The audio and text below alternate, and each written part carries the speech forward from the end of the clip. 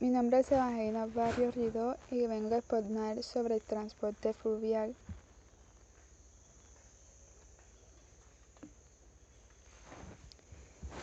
El transporte fluvial no es algo nuevo, ya que la primera civilización que dominó este medio fueron los egipcios en el río Nilo. Toda la sociedad egipcia giraba en torno a este río, el segundo más largo del mundo, que posibilitaba el transporte de mercancías y personas rápidamente a lo largo de toda la región. El río era fácilmente transitable, ya que si querías ir al norte, los barcos debían aprovechar la corriente y remar, y si querían ir al sur, simplemente debían usar sus velas. ¿Qué es el transporte fluvial? Este modo de transporte está compuesto por aquellos modos de transporte acuáticos que se dan en lagos, ríos y canales fluviales dotados de la profundidad adecuada. Este tipo de transporte juega un rol muy importante en las dinámicas económicas contemporáneas, que puede ocuparse del movimiento de bienes y mercancías o también de pasajeros. En muchos casos sirve de nexo entre dos regiones marítimas de importancia, como ocurre con el Canal de Panamá, que conecta los océanos Atlántico y Pacífico. Es tanta su importancia que en muchos casos se invierte mucho en la adecuación de algunos ríos de volumen suficiente para hacerlos transitables y comercialmente viables. El transporte fluvial puede darse de tres modos específicos. El primer modo son los servicios de línea regular, que son aquellas rutas de transporte que obedecen a un patrón y una trayectoria predefinida, fijas y estable bajo un contrato de conocimiento de embarque emitido por el barco al cargador. En otras palabras, son aquellos que cumplen unas operaciones en rutas determinadas e itinerarios y aplicando fletes y costes de pasaje registrado. El segundo modo son los servicios de barcos sin trayecto fijo, que son todo lo contrario al anterior, que se trata de un tipo de transporte que no se guía por rutas establecidas o por itinerarios regulares, prefiriendo en cambio transportar pasajeros o bienes conforme a un criterio versátil. Quiere decir que actúa de acuerdo a la oferta y demanda de pasajeros o cargas. Generalmente operan bajo contratos especiales en la movilización de carga a su total capacidad de acuerdo a las reglas del mercado. El último es el servicio de barcos petroleros. Se trata, claro, de barcos adaptados para el transporte de sustancias como gasolina, parafinas o lubricante, cuando no petróleo crudo recién extraído. Este método de transporte fluvial impone la necesidad de embarcaciones muy específicas que podemos clasificar en buques de cisterna, que son tanqueros o barcos diseñados para transportar líquidos y gases como el gas natural licuado o combustibles hidrocarburos. Los barcos de pasajeros, diseñados de distintas formas y con distinta capacidad de pasajeros, van desde lanchas y botes hasta cruceros fluviales.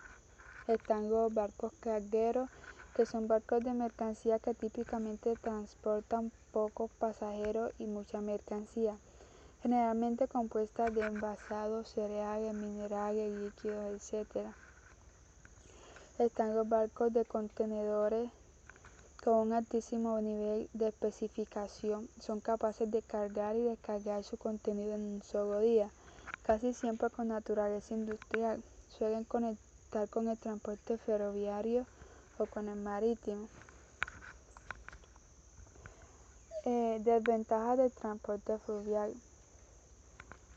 Primera desventaja son el deterioro de cauces fluviales, ya que en los ríos en muchas ocasiones ameritan de un tratamiento, un ensanche o preparación para poder ser navegables, y ello tiene un alto costo ecológico local, a pesar de que los barcos luego sean en general poco contaminantes. La segunda desventaja es el uso estacional. Muchos ríos se tornan intransitables dependiendo de la estación, ya sea porque presentan crecida y desborde o porque se secan y pierden navegabilidad. Esto limita enormemente la utilidad del transporte fluvial. Este riesgo ambiental por derrame, dada la incidencia de los tanqueros petroleros en este modo de transporte, el riesgo de derrame es constante. Otras desventajas que puede haber son la velocidad en el transporte. También necesita de puertos para prestar el servicio, y es que no todos los ríos son navegables, o para hacerlo transitable tienen que, pues como dice acá, hacer un tratamiento o un ensanche para adecuarlos.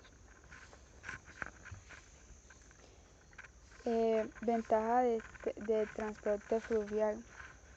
El transporte fluvial presenta importantes ventajas para la población que se beneficia de él, ya que en muchos casos no tienen salida al mar, y sin este transporte fluvial estarían obligados a manejarse al 100% con el transporte terrestre, lo cual supone una importante limitación. En cambio, estos barcos permiten generalmente el desplazamiento de mayores volúmenes de material o de personas que el terrestre, de modo que su importancia económica en muchos casos es innegable. Por otro lado, se trata de un tipo de transporte mucho más económico, práctico y a corto plazo que marítimo, con bajas tasas de accidentabilidad y de contaminación sonora y gaseosa en comparación con el transporte terrestre.